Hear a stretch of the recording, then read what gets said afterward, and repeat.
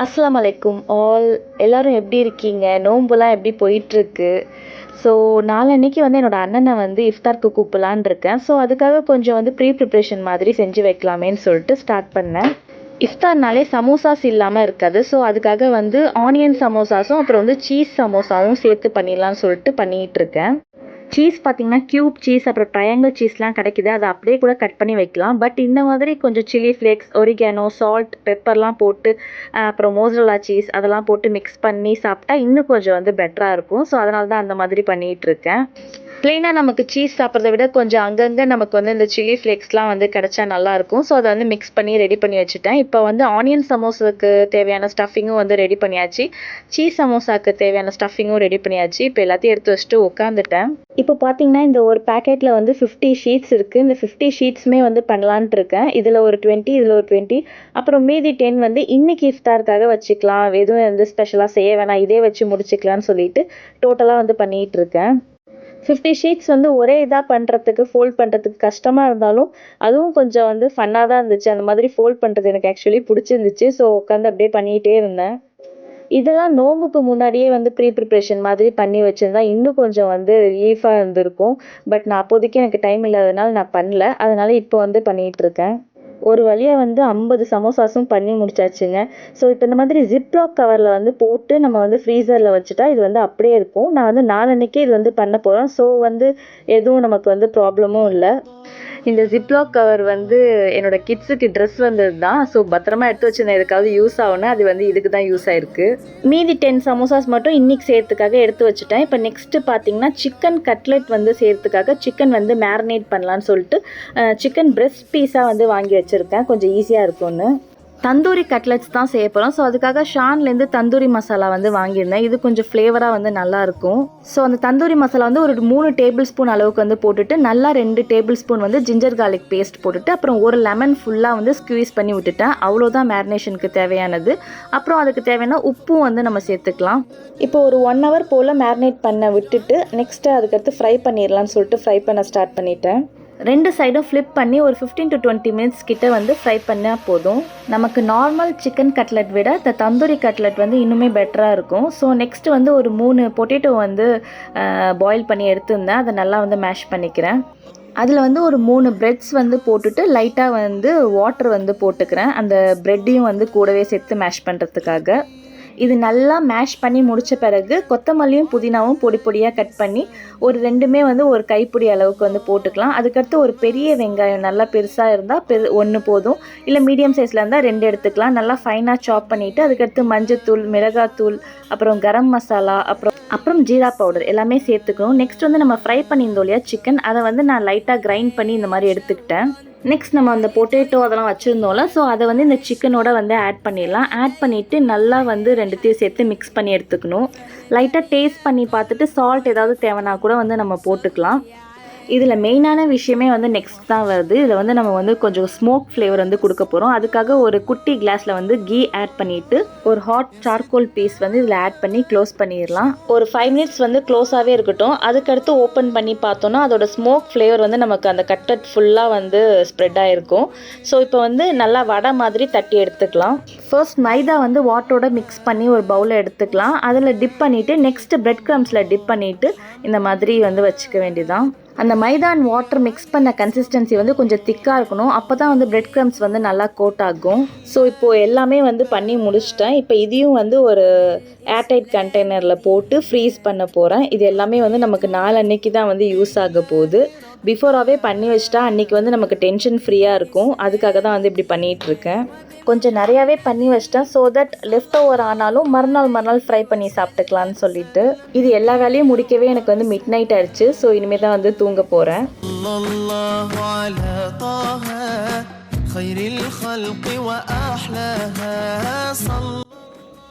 Next day பார்த்தீங்கன்னா என் அண்ணனோட வீட்டுக்கு வந்திருந்தோம் இஃப்தார்க்காக. அதோட டே 6 இஃப்தார் மினி விலாக் கூட வந்து ஷார்ட்ஸாக வந்து அப்லோட் பண்ணியிருக்கேன். பார்க்காதவங்க கண்டிப்பாக போய் செக் பண்ணுங்கள். என்னோட சின்ன அண்ணனுமே வந்து அபுதாபிலேருந்து வந்திருந்தாங்க. அங்கே போய் பார்த்தா வந்து ஜவ்வரிசி வடை வந்து செஞ்சுட்டு இருந்தாங்க. சரி உங்களுக்குமே ரெசிபி ஷேர் பண்ணலாமேன்னு சொல்லிட்டு அவங்கள்ட்ட எப்படி செய்கிறதுன்னு கேட்டுட்டு இருந்தேன். ஃபஸ்ட்டு சாபுதானா வந்து 8 hours சோக் பண்ணிக்கணும். ஓவர் நைட்டா? ஓவர் நைட்டும் ஓகே. இல்லை நான் மார்னிங் 9 o'clock சோக் பண்ண ஆரம்பித்தேன். ஒரு 2 wash பண்ணிவிட்டு சோக் பண்ணிட்டேன். அதேமாதிரி இவ்வளோ சாபுதானாக்கு இது 250 grams சாபுதானாக்கு ஒரு பெரிய பொட்டேட்டோ போதும். நிறையா 2-3 பொட்டேட்டோ போட்டால் எண்ணெய் கொத்துக்கும். ஸோ நல்லா ஒரு பொட்டேட்டோவும் நல்லா இப்படி கையாலே நல்லா மேஷ் பண்ணி வச்சுக்க வேண்டியதான்.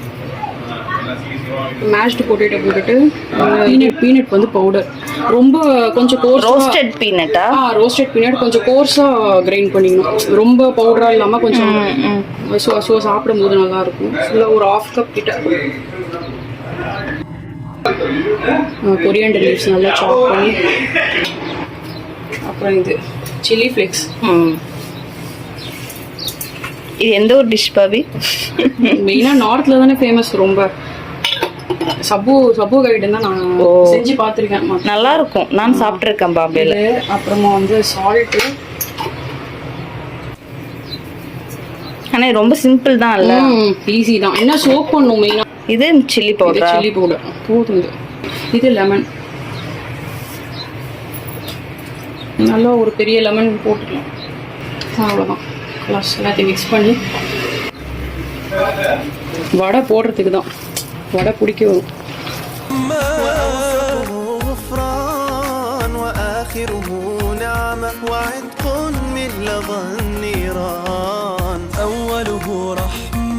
ஸோ எல்லாத்தையுமே வடை மாதிரி தட்டிட்டு ஃப்ரை பண்ணி எடுத்துக்க வேண்டியதான். ஜவ்வரிசி வடை வந்து ட்ரை பண்ணி பாருங்கள், டிஃப்ரெண்ட்டாக இருக்கும்.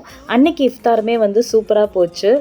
எல்லாரும் சாப்பிட்டுட்டு நைட்டு தராவிக்கு வந்து சேர்ந்து ஒரு பள்ளியாசலுக்கு தான் வந்து தொழுவ போவோம் எப்போதுமே. அங்கே பார்த்திங்கன்னா போகிற வழிலாம் அவ்வளோ வந்து லைட் டெக்கரேஷன்ஸ்லாம் வந்து சூப்பராக இருக்குது. இதான் என்னோடய ஃபர்ஸ்ட் ரமதான் துபாயில். பார்க்குறதுக்கே வந்து ரொம்ப அழகாக இருக்குது. இங்கே ஷார்ஜாவில் மூளைக்கு மூளை மஸ்ஜித் தான்.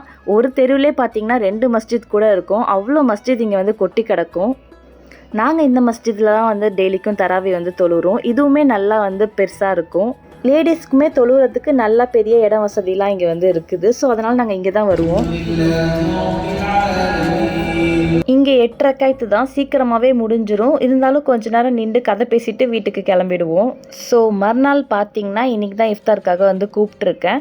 ஆக்சுவலி நான் வந்து ரகடா செய்யலான்னு சொல்லிட்டு நினச்சிட்டு இருந்தேன். பட் அதுக்கு வந்து எனக்கு வெள்ளை பட்டாணி வந்து கிடைக்கல. ஸோ என்னடா பண்ணுறதுன்னு யோசிச்சுட்டு இருக்கும் போது எனக்கு திடீர்னு வந்து ப்ரான் வடை செய்யலாம் அப்படின்னு சொல்லிட்டு தோணுச்சு. அதுக்கு வந்து நல்லா ஒரு 20 சின்ன வெங்காயம் வந்து எடுத்துக்கிட்டேன். இஞ்சி பூண்டு வந்து ஃப்ரெஷ்ஷாக ஆட் பண்ணிக்கலாம். நல்லா ஒரு 1 டேபிள் ஸ்பூன் வர அளவுக்கு வந்து சேர்த்துக்கிட்டேன். அப்புறம் 2 பச்சை மிளகா, அப்புறம் ஒரு அரை கைப்பிடி வந்து கருவேப்பிலை வந்து சேர்த்துக்கிட்டேன். அப்புறம் ஒரு அரை டீஸ்பூன் வந்து பெருஞ்சீரகமும் வந்து சேர்த்துக்கலாம். நல்லா வந்து கிரைண்ட் பண்ணி எடுத்துக்கலாம்.